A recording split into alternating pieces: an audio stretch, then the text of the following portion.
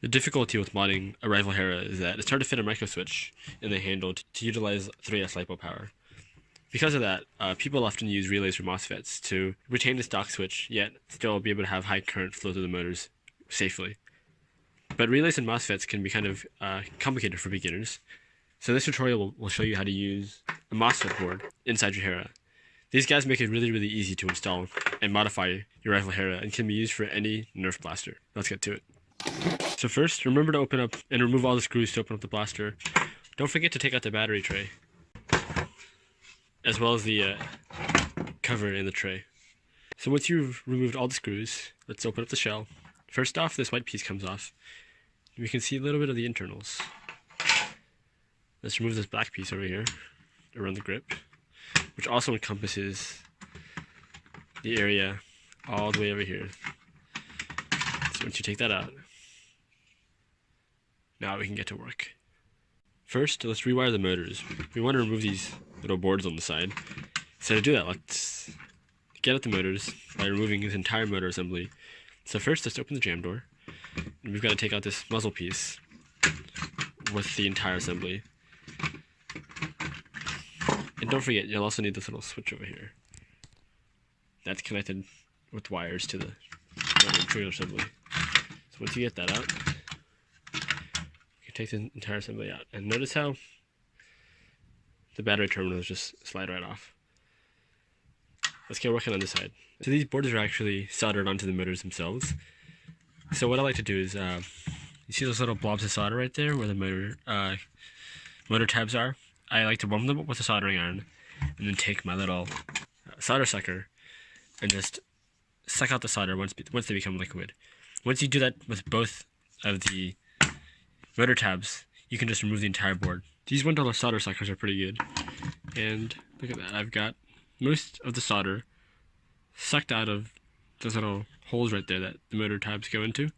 And once I have that, I can just yank it out. If you look closely, there's actually a little piece right there. You can just snip that and you're good to go to take out the motor board. So once both these boards on the motors have been removed, let's finish streamlining the rest of our circuit. So the switch inside this magazine well looks to be the magazine lock, and the switch up here seems to be the jam door lock, so it won't let you rev the blaster without the jam door. So let's just remove all of those. Let's remove all these locks and let's keep track of which one's the trigger so we can reuse that one later. So once you get all the electronics out of the flywheel assembly, let's start soldering the flywheel motors.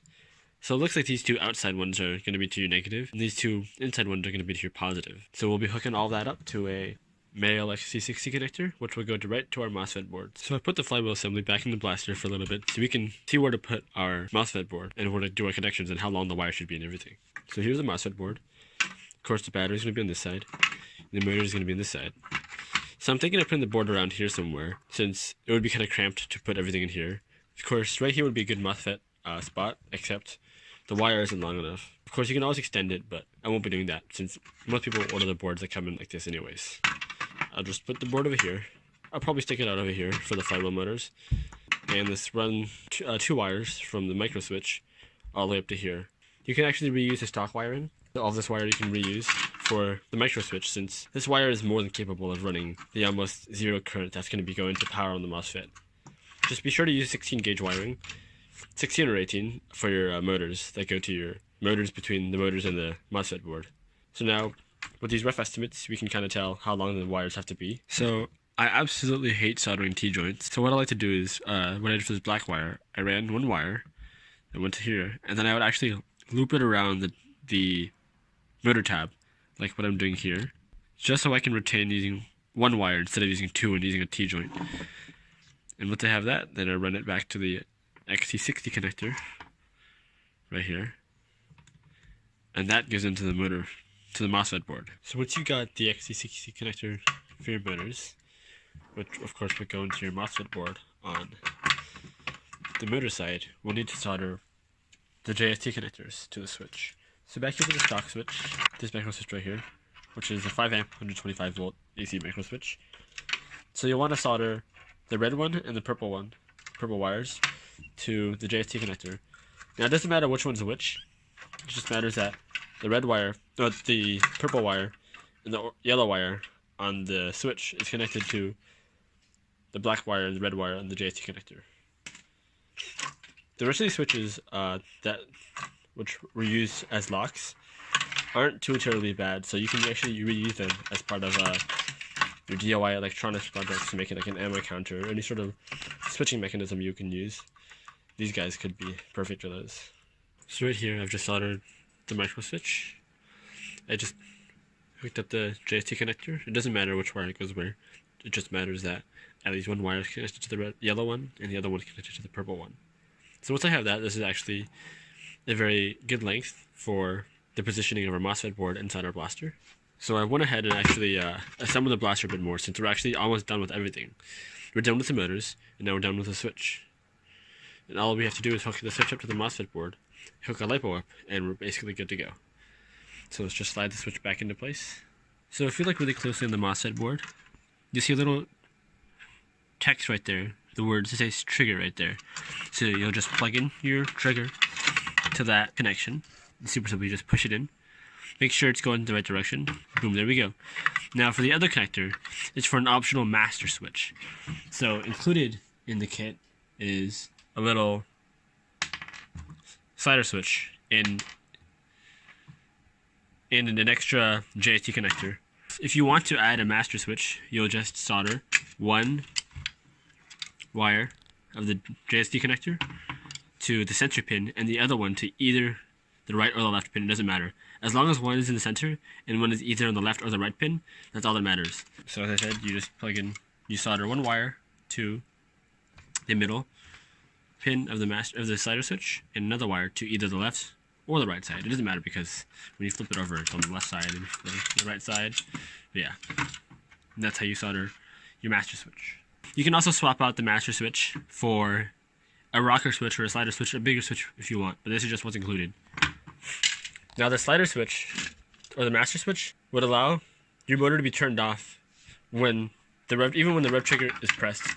So the motor only turns on when the switch is on, and when the rev switch is on as well, is pressed. But when the switch is off, then whenever you press your rev switch, it won't work. So this feature can be handy for some people, but I usually don't use it.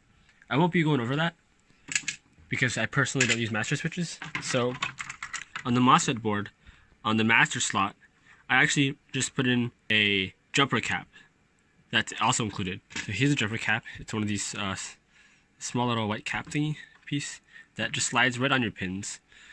So you just take it and you push it in like that. And there we go. Now our switch is plugged in.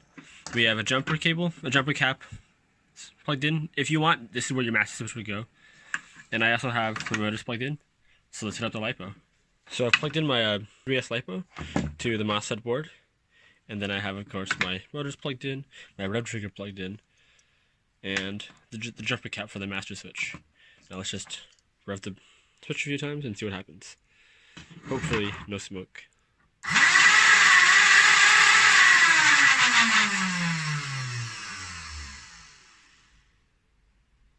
And boom, that's all you need to do to get your MOSFET board hooked up to your batteries. Now for demonstration's purpose, I'll show what happens when you have a master switch installed. So I'll just take out the jumper cap and plug in a master switch, and we'll see how it works. So I've plugged in a master switch, which goes to the slider switch. So right now it's in the on position because the nub is on the side with the connection on it. So when I press the rev trigger,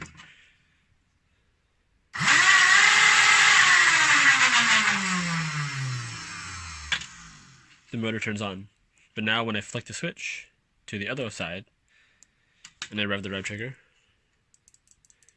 nothing happens. And this is what the master switch is for.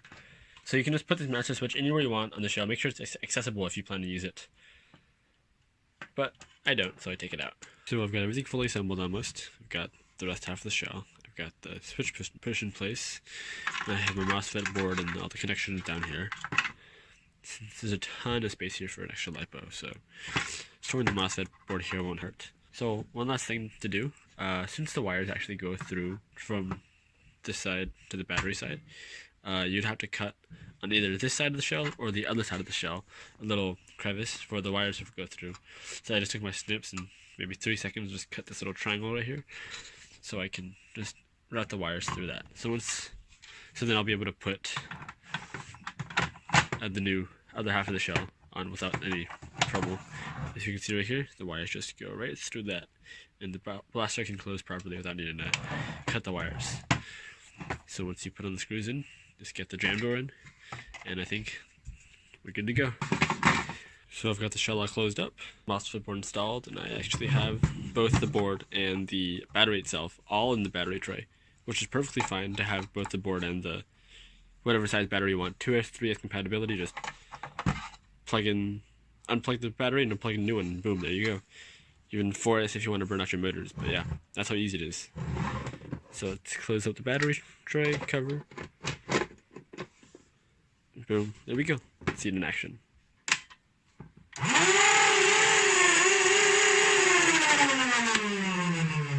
Boom, we can see it works flawlessly. Now this was the easiest mod for the Nerf Rival Hera you can ever find. Of course, I'll have all the parts and even some more resources in the description below.